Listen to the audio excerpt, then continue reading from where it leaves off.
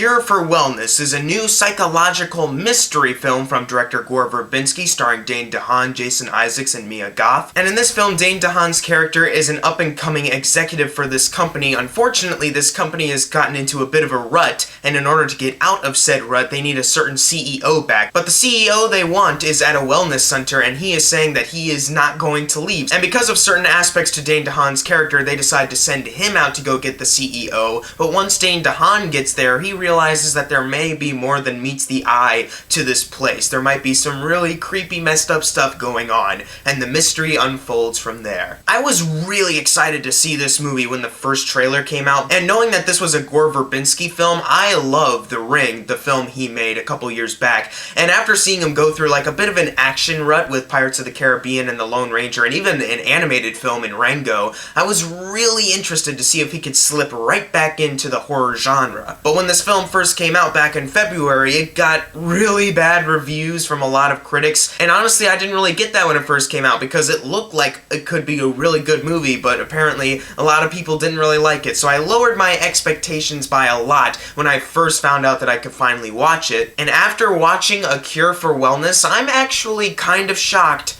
that the Rotten Tomatoes score is as low as it is. I thought this film was highly engaging. A lot of it has to do with a bunch of the technical aspects of this film. The director, Gore Verbinski, he did a fantastic job with this because this film is 2 hours and 26 minutes long, and for a movie to be that long, you have to get the audience engaged in the mystery that you're presenting to them. And I think Gore Verbinski did a fantastic job doing so. The cinematography in this movie is outstanding. From frame one all the way up to the end, the cinematography looks insanely good. A Cure for Wellness is honestly one of the better looking movies of the whole year, and it's not even trying to sell you stellar visual effects or look at the pretty CGI going on here. The visual of this film is presenting this really creepy facility and having you on the edge every time you see a single shot of this film. And Gore Verbinski, man, he nailed it. He and the DP, they work really well together because they set up a lot of creepy shots in this film, which obviously is to be expected because Gore Verbinski made a whole movie about creepy shots on a certain videotape. But in this film, the creepy imagery doesn't come off as pretentious or unnecessary. It actually serves a point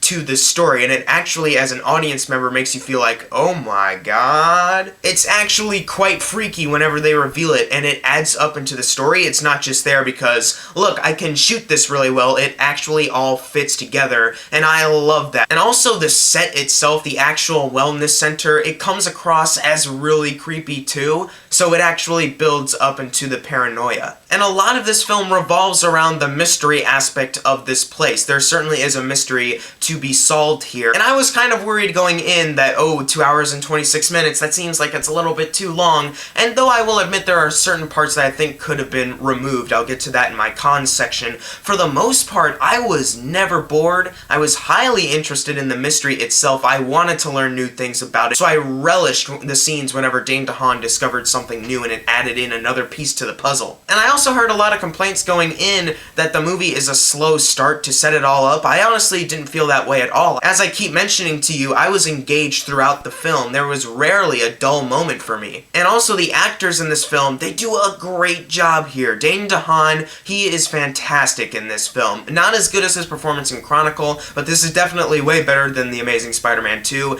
He is so good in this film. Honestly, I could see him potentially winning an Oscar in the future. Not saying that his performance in this movie is Oscar-worthy itself, just that seeing him in this film, he definitely has the potential. And even though the film opens up with him kind of being a little unlikable, as the film progresses, I got attached to his character more. Some things happened to him where I actually felt bad for him. The scenes themselves were quite traumatizing, actually. One scene involving a tooth and the other involving force feeding.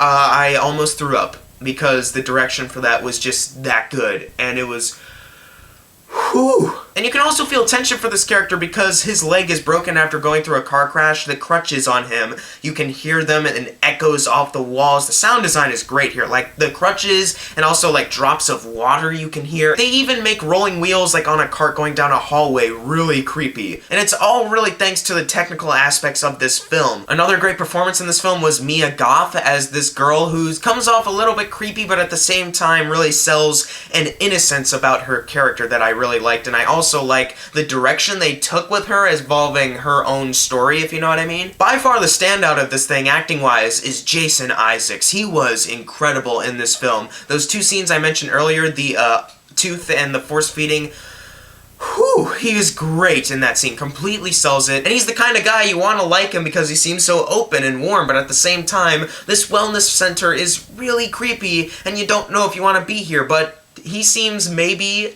okay. His performance was honestly so good in this film. Every time he was on screen, my eyes were glued directly to him. As far as a couple flaws with this film, the last shot of this film kind of confused me, and I didn't really know the intention that they were going for. And also, this movie's 2 hours and 26 minutes long, and there's only like really two scenes that I think didn't really need to be there. There's one where they go to this bar, like outside of the wellness center, and I don't really see the purpose of that scene. And also there's a scene that kind of repeats itself. I don't want to give too much away about it because it's kind of an integral moment, but let's just say it revolves a character being in doubt about something, but then they discover something new that reassures their previous theory. They did one scene kind of like that, and I thought, alright, we're getting near the end, but then we wait a little more, and we get another scene very similar to it, and I thought it was just kind of repeating itself. But overall, this is a very well-crafted mystery that actually had me engaged in the story itself. I don't see what the critics are seeing in this. I thought it was a really good film.